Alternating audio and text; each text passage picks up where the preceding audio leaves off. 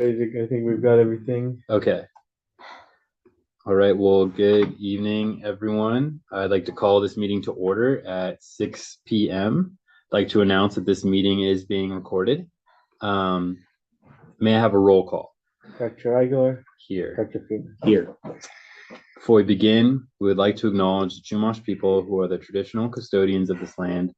We pay our respects to the Chumash elders, past, present, and future, who called this place, Anascoyo, the land that Isla Vista sits upon, their home. We are proud to continue their tradition of coming together and growing as a community. We thank the Chumash community for their stewardship and support, and we look forward to strengthening our ties as we continue our relationship of mutual respect and understanding. Now I'd like to move on to the public comment period. At this time, any member of the public may speak on matters within the subject matter jurisdiction of the parking committee that are not on the agenda. The committee will not take action on any item not on the agenda except as provided by law. Is there any public comment at this time? All right, I see no public comment, so I'll move on to our discussion and action items. We have item 3.1, our parking study update. Emily, let me make it so you can screen share. You're good to go. All right. Okay, so I just have a brief presentation, and then we're going to spend the majority of the time focusing on the two reports to get your feedback. But just running through some brief updates. We submitted the draft existing conditions and the parking needs assessment reports. We'll be going through those next. We have met with some additional stakeholder groups, including different families that live locally, one of the major property providers in the area, as well as County Public Works, Fire, West Sanitary District, CHP, and UCSB PD. Our survey was closed back at the beginning of January, and we had over 1,200 responses, which is really great.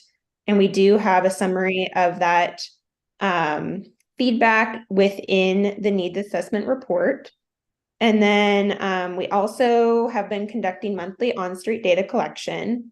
I'll share the results from the latest round in January, and we just have 2 more months to go to complete the annual study in February and March. And once that is wrapped up, we'll be incorporating a summary of the results into those reports as well. Here are the most recent findings from January. We actually added a sampling back on January 2nd, just to get a good understanding of what parking occupancy looked like during winter break. So we sampled it just during the morning and afternoon periods. And as you can see here over on the left, occupancy was quite low at an average of 41%. And you can see there's quite a bit of availability. And that is consistent kind of with what we observed during winter break there as well. Versus over here on the right, you can see during typical times when school is back in session on the 25th and 27th, we saw an average of 98% occupancy. And as you can see, actually at 5 a.m. and 8 p.m., it exceeded 100%. And that's due to the cars just being really tightly packed in there, parked illegally in red curb spaces or blocking driveways. And so we're seeing a ton of congestion with the students coming back. In terms of next steps, we will be working to incorporate any feedback on the 2 different reports that have been drafted so far. We have our next project steering committee meeting coming up on this Thursday. They'll be providing feedback on those reports. We have a couple of other stakeholder meetings coming up. And then, as I mentioned, our last 2 rounds of data collection will be occurring. And most excitingly, we will begin drafting some potential strategies that will be going in the final report. There will be another round of community outreach. We'll have a mix of in-person, targeting for sometime in April or May, as well as virtual meetings to give the community a chance to hear our draft recommendations before we draft the report, provide feedback so we can make sure we incorporate that as well. And with that, I'm just going to briefly flash, for anyone who's not aware, our contact information and the project website here. And I'm going to shift over to the reports now. and definitely open to any feedback or comments. And then if there's anything that we don't get to today, you're welcome to email us as well. But I'll run through just briefly an overview of what's included in these reports. And then I'll take a pause after each one and then hear from all of you on any feedback. So this first one, this is a parking needs assessment. And just to give you an overview, this is basically a report that summarizes the methodology and the results of the actual data collection that was conducted. So this includes the on-street study, the off-street data collection we captured, as well as the data that was provided by the university for their properties. We go into detail on the different methodologies and how we calculated the different metrics. And then we summarize the findings for parking occupancy, which is basically the percentage of parking spaces that are full with cars that are parked on each block face. We talk about turnover, which is basically how long cars are parking and how frequently those spaces are turning over. Repeat parking, because we did capture data with LPR, with license plate recognition cameras. While we did not retain any real license plate numbers for privacy purposes, we hashed all of the data and have just retained a unique identifier, which basically allowed us to do some trending to see if vehicles were observed on multiple days in the week, or if they're reparking and shuffling throughout the study area. So that's really interesting and helps us get a good understanding of the parker profile. And then we did do some sampling to look at 72-hour compliance. So a couple of our weekday data collection rounds were shifted to Tuesday instead of Thursday. So during the week, we captured data on a Tuesday and then the following Saturday, which basically allowed for us to monitor to see roughly how many vehicles potentially violated that 72-hour rule if they were observed all day on the street on Tuesday and then again on Saturday morning in the same location. We also did some qualitative data collection with the online survey, and we describe the findings from that in this report as well. So that's the needs assessment. And kind of just briefly scrolling through here, you can see here's our study area that we have documented. We have an overview of the data collection dates and times. And you can this is all available online for anyone to look into deeper. And I'm just going to quickly run through this for the sake of time. But you can see a pretty detailed description of our methodology for the different data collection types here. And then I'll just briefly run through, on the flip side, we have this existing conditions assessment. And this report is where basically our assessment of anything policy related, existing infrastructure and programs, that all lives in here, as well as we did a deep dive into past studies and data. And we basically summarized the key takeaways from each of those reports that we looked into in past studies. So that's all contained in this report. And what's really the meat of this document, I think, is this summary of key themes section, which I think does a great overview of basically the general themes and parking management challenges that are being experienced in Isla Vista, especially with the congestion and just the inconsistencies with parking enforcement, and some of the challenges just being next to the university and the spillover. And so we have a good summary of that in this report here. So that was a very brief overview. There's a lot of information in here. So I guess I'll open it up now if there's anything you want me to go into deeper, or if there's any specific comments that any of you had, happy to talk through that. All right, thank you very much. That was very helpful. Director Freeman, do you have any questions off the top of your head? I'm very curious about the 72-hour parking, like how much we're seeing of that. In the needs, or just in I general? think it's the needs assessment. Yeah, in the needs assessment. I'm looking through. Yeah, I can try to pull that up.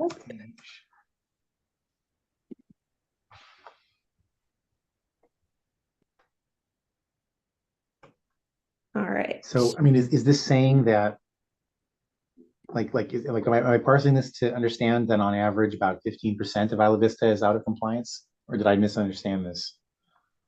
So here's the Stable. 72-hour section. Like, is that saying that yeah, like that little table there, is that saying that, for example, in October, 21.2% of on-street parking spaces were in violation of the 72-hour parking rule?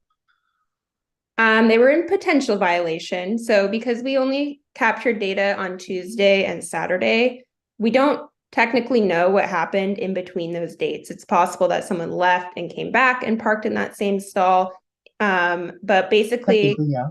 we considered them a potential They're really violator. lucky given that there's 103% parking. Yeah, that's kind of what we figured is in October. It's interesting to compare the results for like an October timeframe versus the more summer month because it is much harder to find parking right outside of your home because usually people would prefer to park, on their block, but maybe they wouldn't be able to if it's super congested. So there's a good chance that a lot of these are violators. And we did see that reflected in the online survey responses too, that there were a lot of people that did self-identify that, they do leave their car on the street for extended periods of time. And that's a common theme that's come up in just the feedback we've heard in general. But basically anyone was considered a potential violator if they were parked all day or basically all the observed times on that Tuesday and then again on the following Saturday morning. So they were considered a potential violator. And this is a substantial amount of the study area to know that over 21% of all of the on-street spaces observed in Isla Vista had a potential violator during that week. So it's definitely a challenge. And there are a lot of folks that basically only use their car periodically. And maybe they need to go to the grocery store every once in a while, or they want to travel downtown every once in a while, and they're not necessarily using their car on a regular day-to-day basis. And so what we're seeing in essence is the on-street environment is kind of being treated like a long-term parking lot by the community in some cases. Yeah, I mean, for what I'm not like, oh, these people are all horrible. I'm more just looking at it in terms of like what that means for the perspective of various solutions. Like one thing I've definitely brought up in the past with relation to parking is a lot of people think that it would be not just maybe sufficient, but actually quite help solve the problem if there was an easy, long-term, relatively cheap parking that was close enough by that people didn't feel a need to essentially Store in front of Yeah. the house. And because that was when I'd gone to meetings. That was so long ago. It was 2015. I went to some student meetings that Associated Students had relating to parking, and it was interesting because their big thing was they just wanted more parking, preferably parking for storage and things like that. And so when I see that 20% of the spots are potentially being used primarily as storage, that is that's a lot. That's a lot. It's You're spot Yeah. on. It's No, a you're strong making- indicator that we need more long-term parking options for folks. And that is a solution that has been brought up quite a few times of like, well, where do we put those cars and how do we make sure it's secure and that people feel safe leaving their car there long-term? So that's definitely something we want to explore as a solution. This is something that I feel because occasionally there's been discussions about going to UCSB and kind of pushing them on the idea of car storage, but actually having some data here that's showing just how much car storage is occurring, I think is really useful from that perspective. And it might be worth us thinking about storage specific solutions. Like there are things that come up. So I'm a software developer, right? And there are things that will come up in data storage solutions where people want to have a long-term storage, but they don't want you using it as like something you're continually accessing. So they've got different rules or different rates for it. So maybe, for example, like in parking, you talk about things like the in and out privileges. And so maybe there's some kind of way where we could say like it's very cheap to put a car here, but you're not allowed to take it in and out every day. It's like if you take it out a couple times a week, that's okay. But if you take it out every day, and maybe somebody like UCSB would be more inclined to consider that versus because they've been interested in long-term parking, but they don't seem to want to encourage people to commute with cars by providing commuter car storage. But like maybe if there's a way where we can have just long-term storage that is actively unusable for commuters, maybe there's a way of getting a negotiation to work better. But I don't know. I see this and I think this is a amazing data point that like of all of the things that I would have thought that would have come out of the parking study, this was actually one that was like, what? Am I understanding this number correctly? It wasn't originally in the study. We pivoted and added this in. This is great. Yeah. Because it's even like the law, right? Like most of the times we've had discussions about the purpose of this law. It's not about 20% of the people. It's always talking about the people who are maybe living in their car in certain areas or like storing junkers or various things. This is like a much more fundamental issue, the parking in the area, that we now have data to just point that and prove. Yeah. So yeah, totally. Well, especially when our overparked months. Yeah. Sorry, there's a delay. It's all good. I was gonna say when our overparked months are at 103% certain times, 106, you minus 20 from that, we're like not as bad of shape. Still not ideal, but it makes more sense for how many people live here. But yeah, if you have more questions, but I was just gonna shortly comment. I look forward to more like when we get to have these kind of drafting policies from you all, because we can, I don't know, I feel like I need to do some homework on possible parking policies in other communities, what other folks have done in ways to mitigate these kinds of strategies. I feel like as a director, I need to do some homework because we're going to involve the public in more conversations. We're going to have a lot of ideas thrown at us, and yeah. I don't know. Yeah. Yeah, we can definitely pull in examples from other communities. We worked all throughout California and have plenty of examples and case studies to share. And yeah, what's tricky about the 72-hour rule, especially in a residential environment, it's not really, in most cases, in most communities, it's enforced based off of complaint. And so you all are spot on that this is more of like a fundamental challenge and a vehicle storage challenge. And so we're going to have to get definitely creative with how we get folks to store their cars somewhere else, or ideally not bring their car at all and rely upon other modes for those periodic trips if possible. So there's not going to be like one easy solution, but I think there's a lot of ideas that have come up already that are really great. So yeah, it'll be a good creative project for us to work on. I was gonna ask, so we have in here some really useful UCSB data. Are we ever going to have information on like the percentage of fill? Like we have the percentage of fill of our spaces. I didn't find it quickly in here, but I don't know if we have that. Yeah, it's on the page above. Yeah, so they really did interesting. provide their own data. So we were not authorized to collect data on UCSB properties, but they did provide for fall, winter, and spring their occupancy data, and we do have that reflected in this report. We hope to have this year's. Let's see. We have the private off-street. Here we go. Here's the UCSB occupancy. So this is broken down by quarter. As you can see, it's typically below 60% overall for the times that they captured. And then we have the weekdays versus weekends. So it does appear to be somewhat underutilized. But like I said, we did not capture this data ourselves. And this was just based off of their own sampling. And then we have these heat maps here as well.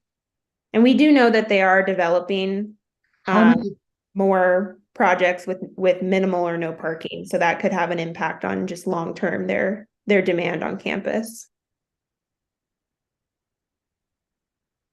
How many total spots are there on campus? Do you know? Do we know? Yeah, I think that would be good to get the raw, the nominal figures. alongside the percentages, like how many spots are existing and available. Okay. I'm curious Oh, yeah, about that because I- I'm wondering if how. Oh, yeah, Here we go. you got it.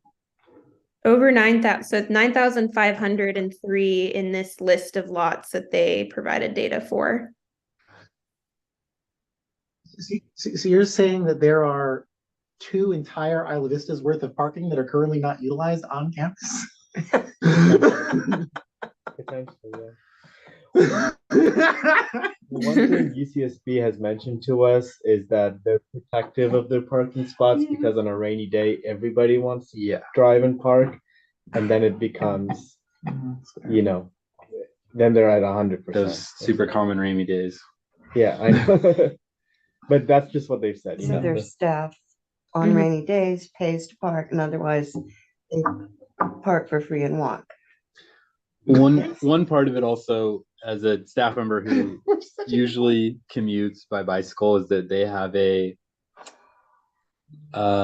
it's called a TAP meter, or that was the old school name, but Transportation Alternatives Program.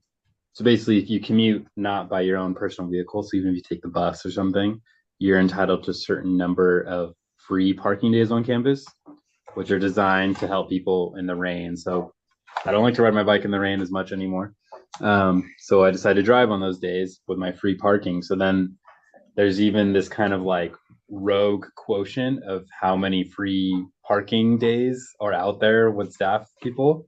That's like a whole different figure that I don't know how we would even quantify that for the public or how that factors in. It could be a huge population of people who have tap meters. It could be a tiny population. I don't know.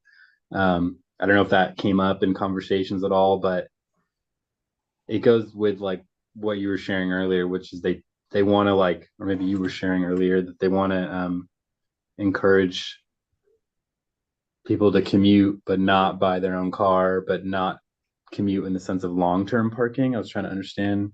They don't want people.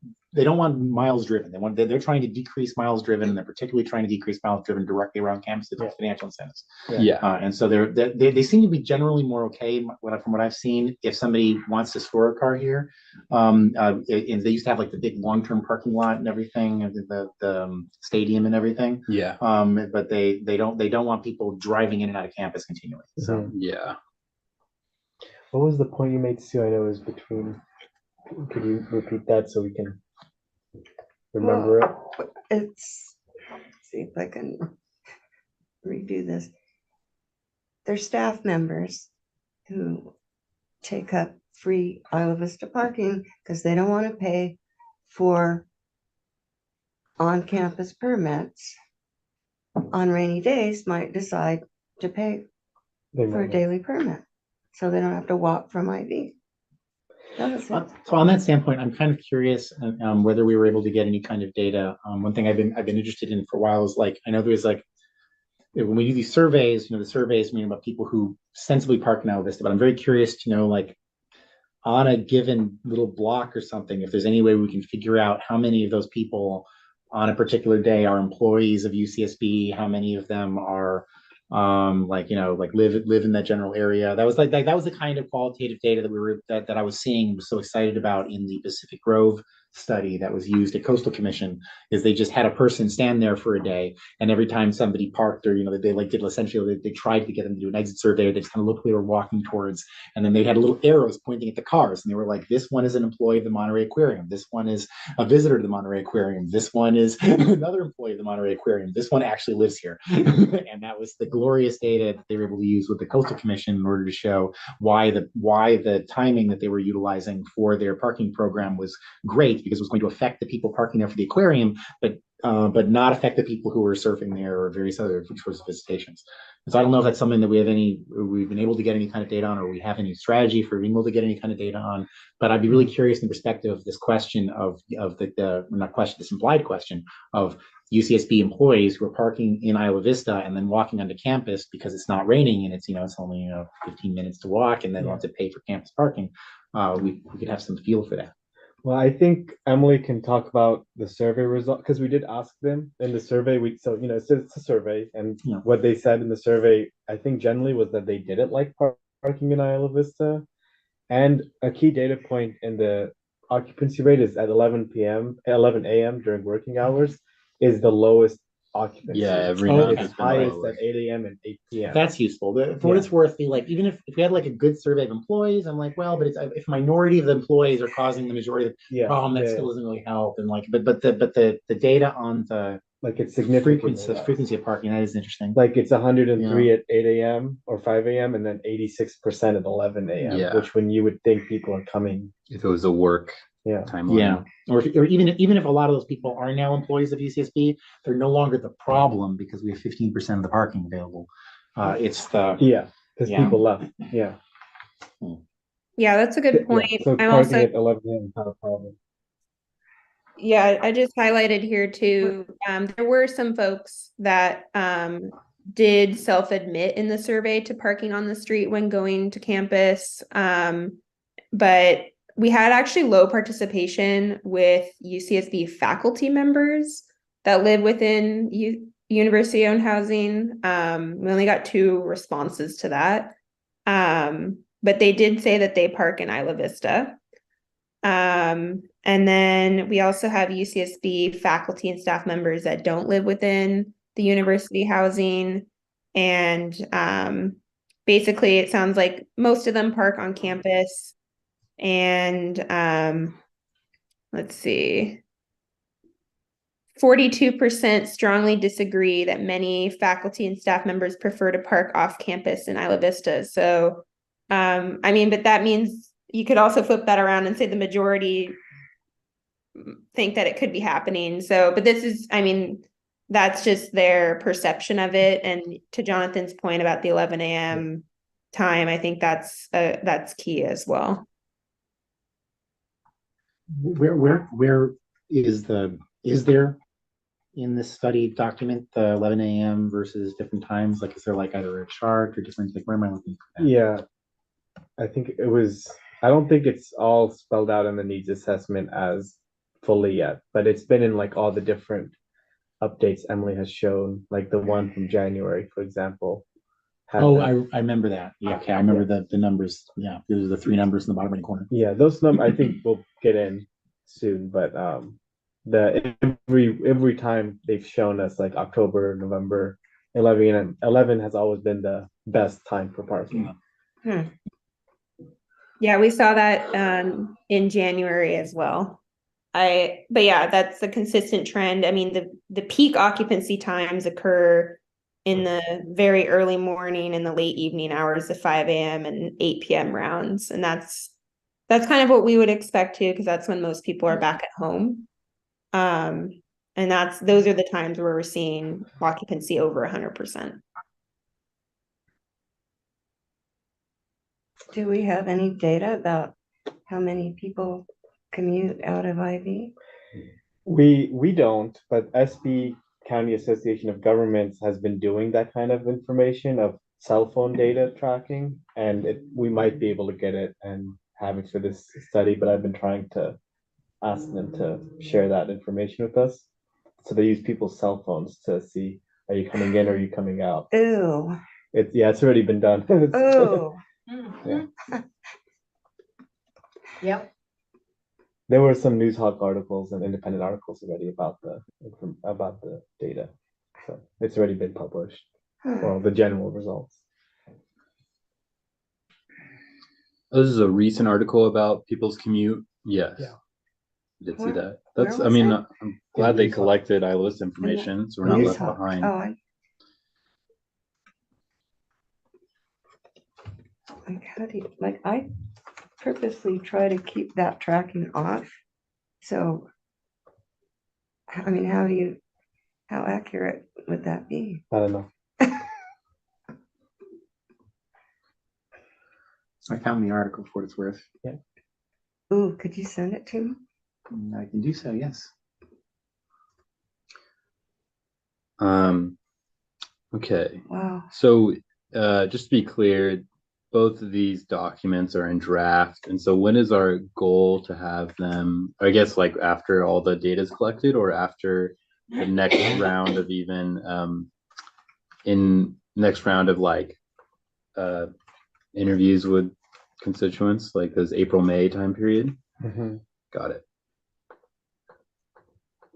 We want to finish these before we move on to recommendations. Okay, so it'll be like continuing data collection, then the next conversation, like next focus groups, then finishing this, and then recommendations. Got Pretty it. much. Yeah. I think the other thing that occurred back to that previous point about, oh gosh, I'm losing it. About the the surveys. That was voluntary, right? The survey was voluntary. So, maybe the people who park in Isla Vista to avoid university parking fees Right. don't want to cop to it in a survey. Yeah. But I will say a lot of people took the survey did cop to doing the wrong thing. Like people weren't like we didn't have drastic results where people I don't do anything wrong. But I point taken. I think if you guys want, we can easily get some people out there on like the Eastern Ivy blocks and do some of what Jay was talking about at Pacific Grove, like trying to talk to people, like intercept surveys, essentially. I just remember how like Yeah, powerful that moment was in their presentation, because I was also able to watch a video of it when they were doing it. I'm like, it was, but yeah. Because we've just developed the beachgoer survey, I so was we're gonna going to ask be about on that. the Ooh. beach talking to people about their trip to the beach and how they got there, and so we can make a How about flip it to a UCSB goer survey. How about a sunset goer No, survey well, we'll be there. Oh my God. in front of my house? We will be there. We will be there. It's kind of crazy how many Isla Our Vistans drive houses. from one side of town to the other side of town, but Yeah. No, we'll Yeah. be there for sunset on the beach and Yeah. surfers in the morning. Yeah. so soon we'll be starting. That's a part of that Parker profile that we had talked about a lot. No, the Parker profile is different. Is a little bit different. Okay, Yeah. can you explain what the Parker profile is again, just for general knowledge? Sure, yeah. So because we retain a unique identifier for each of the vehicles observed, we're able to do the trend analysis to look at things like repeat parking. And from that, we can draw maybe some conclusions. We don't know for sure. We can't run the plates and know who owns each vehicle. We don't have that authority because we're not a law enforcement agency. But what we can do is make some assumptions about, if a vehicle is observed multiple days per week, there may be more likely to be a resident, or if they're there just during the daytime hours, maybe they're more likely to be a student and things like that. So we can start to kind of hone in on the Parker profile, and then that combined with the survey results, I think will be pretty powerful. Yes. So we can know if a car is only there at 11 a.m. Yeah. Monday on the weekdays. Exactly. And it's never there on Saturday. at Yeah. 11 a.m. That makes perfect sense. That will be really helpful in conjunction with the other data we're collecting. All right, I don't have further questions at this moment. Do you have further questions?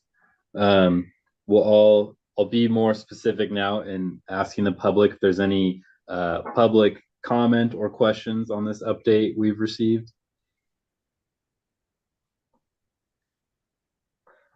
We have someone on Zoom. Let's see if they have their. Oh, and just logged on to Zoom. We'll let her connect. Maybe she had something to say.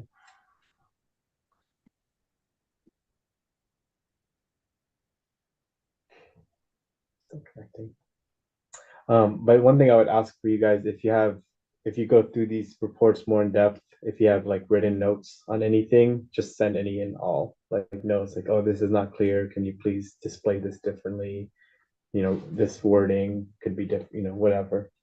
So, Should we send that to you and the Dixon email, or just Yeah. to the, okay, yeah, well, okay, perfect. Are those available online? they're on the attachment for the agenda. Oh, So you're able to send us your comments as well. And Marie Kopaken is on Okay. there if you want to ask if she has. Yeah.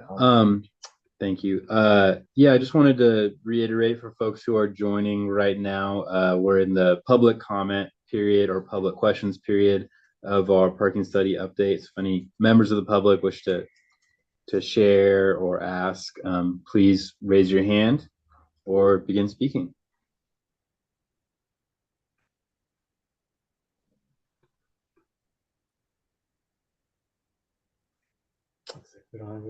Oh, and it raise your hand. All right, please speak.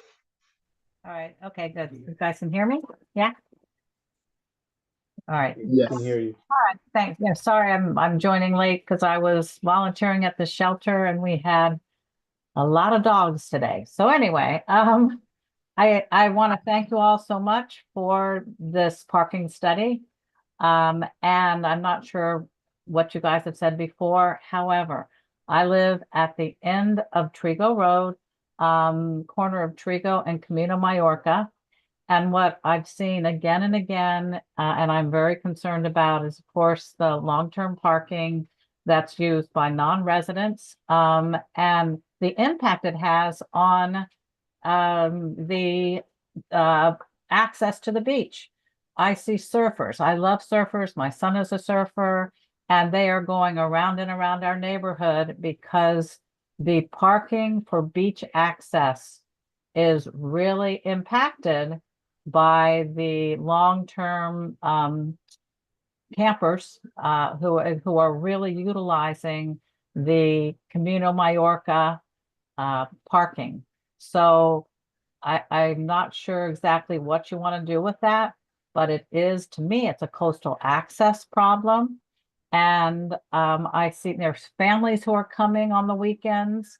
I've even offered for people to park in front of my, in front of my driveway, because I'll just say, you know what, I'm not going to use my car today, so you can go ahead. I've had these young families, they've got little kids, and they can't get anywhere close to the beach access. So anyway, I think something definitely has to be done if it's restricting parking overnight, from 11 until 6, allowing for those people to go find someplace else to camp, and then for the surfers to be able to come out and do that dawn patrol thing at 6 a.m. So anyway, any help with that will be much appreciated.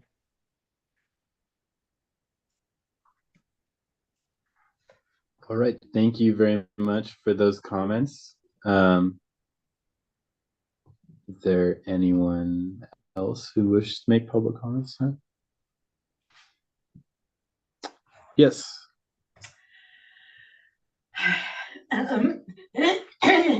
There's a thing that's starting with parties because the noise element has been clamped down on in Ivy.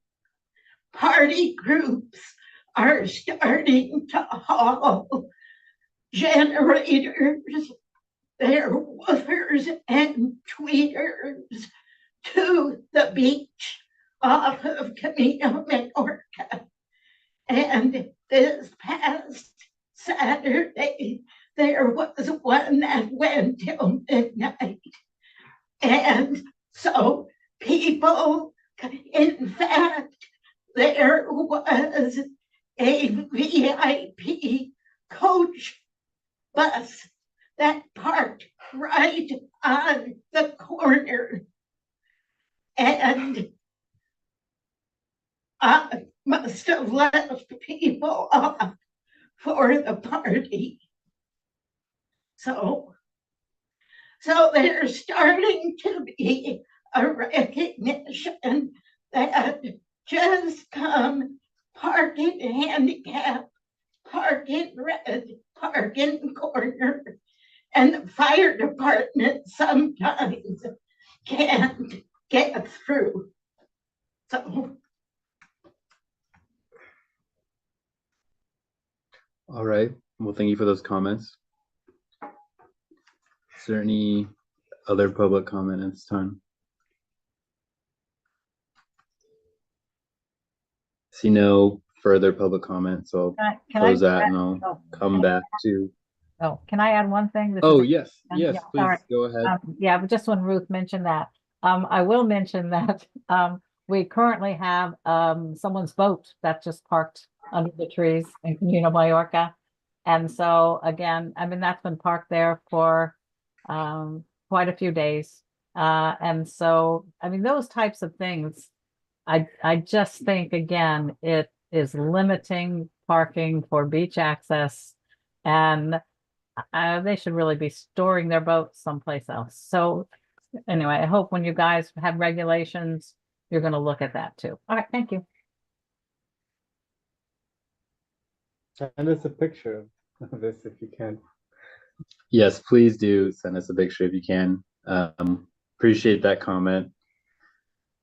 So I'll now close the public comment, and I'll just come back to it. My other director here, if you have any further finishing comments or questions you want to ask.